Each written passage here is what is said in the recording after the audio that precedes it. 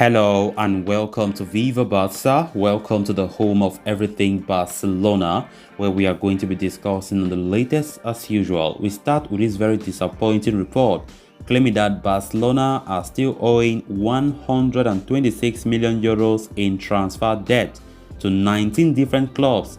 We are going to be discussing on that as we progress. Then secondly, we are going to be talking about Xavi's dream starting 11 for Barcelona next season, featuring 5 new signings. We are also going to be looking at that. So guys, as we get right into it in much detail, please do well to subscribe to the channel if you haven't. Give the video a like and make sure to watch the video right up to the very end.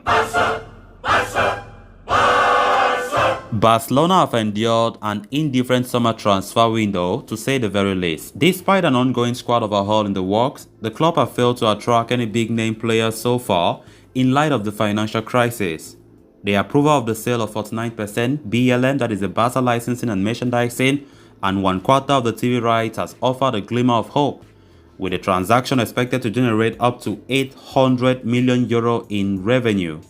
However, according to fresh reports from Afición Deportivo via Barça Center, Barcelona's financial woes has no end in sight, with the club apparently owing more than 126 million euros in transfer fees to various clubs in Europe.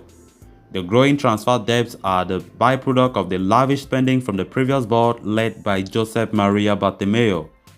Among other debts, this includes a figure of 29 million euros being owed to Liverpool for the transfer of Felipe Coutinho. The Brazilian international had joined Barca for a fortune back in 2018, but the club are yet to pay the full fees. Incredible. Barcelona also owe around 9 million euros for Braga for the transfer of Francisco Trincao, while a figure of 10 million euros is still owed to Bordeaux for Malcolm. Other news outlets have widely speculated that Barca also owe money to Bayern Munich for the transfer of Arturo Vidal. The same can be said for Borussia Dortmund in the case of Ousmane Dembele. Incredible. All the debts combined amount to a figure of more than 126 million euros owed to 19 different clubs. It puts Barcelona in precarious position and could serve as a major roadblock in the club's bid to stir out their economic woes. Barcelona are hopeful of the sale of BLM and TV rights can help them cut back on losses and repay the debt.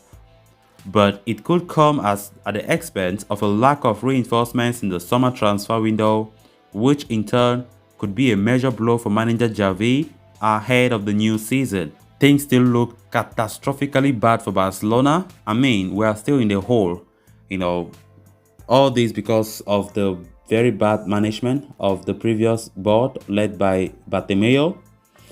And we all know it's going to take a very long time for Barca to financially stabilize. It's not a matter of a day. It's not a matter of 2 days. It's a matter of some years, which means we definitely need to be patient.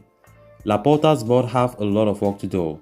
I mean, the debts, just imagine, because this normally will come as a surprise to many of you, right? We still owe Dembele's fees to Dortmund. Liverpool, we are still owing them for Coutinho, we're still owing Malcolm, we're still owing Arturo Vidal. I mean, the debts are much. They are really much. And all this because of the crazy management under Bartomeu. And that is where our club is right now, under a big mess. Both financially, sportingly, economically. I mean, everything is just terrible. And for Barca to come back, to be stabilized, to be where we want it to be, it's not a matter of a day. It's not a day's job. It's going to take a lot for the president Laporta to balance the books, to bring back things the way it is. That is why when the economic levels were being approved last Thursday, it came as a very big news, a good news, because we have a lot of debt. And let's not forget, that money will be used for the debt, repaying the debt, and also for the transfers. Normally, most fans were more excited for the fact that our transfer target might be achieved because of the economic levels. Of course, they will be achieved. Hopefully they do. But we need to know that Barca will use some of that money, from the 2 huge assets that are set to be sold. They will use some of those funds to repay their debts. The debts are much. Let's not forget Barca are in a crippling financial debt. Our debt is more than 1 billion euros. More than 1 billion euros. That's a lot. That's a lot. It's going to take a while for us to pay. And of course, that is why the CVC deal, Laporta opted against it, even though he was almost tempting. Like, it was a tempting deal, very tempting. And at some point, they were talking about him going for that CVC deal because of the desperate financial situation of Barcelona. And at the end of the day, we think that Barca chose by the right decision not to go for that CVC deal. Rather, sell their two huge assets, the BLM and the TV right. Because with the CVC deal, we quite remember that the CVC deal was all about it's a debt. It's a debt. We pay back after 50 years. They will be benefiting from Barcelona's image right for 50 years, something like that, which Barca never wanted to enter into that kind of a mess. We have a debt, and going for the CVC is like using a debt to pay a debt, and that is never a good idea. So that's the truth about our debt right now. 126 million euros being paid for transfers in the past couple of years. We've been getting. Nobody knew about this at some point, but definitely we know we're owing some fees for transfers. But I mean, this new report have exposed every single thing that it is to be known. Then on to the next story of discussion. According to a live broadcast by Director Goal, manager Xavi has a clear idea about how his starting lineup for next season, which will feature a bunch of new players. He has informed the board about the position he wants to reinforce, starting with the center forward. Barcelona's pursuit of Robert Lewandowski has been well documented in the Spanish and German media at this point, and he is undoubtedly Xavi's top choice for that position. The Pole has been head and shoulders above any other striker in Europe for a few seasons running now, especially in terms of the numbers. He will be assisted by Ousmane Dembele in this 11, whose contract renewal has taken an unexpected U-turn. One of Ansu Fati or Ferran Torres round off the attack on the left wing.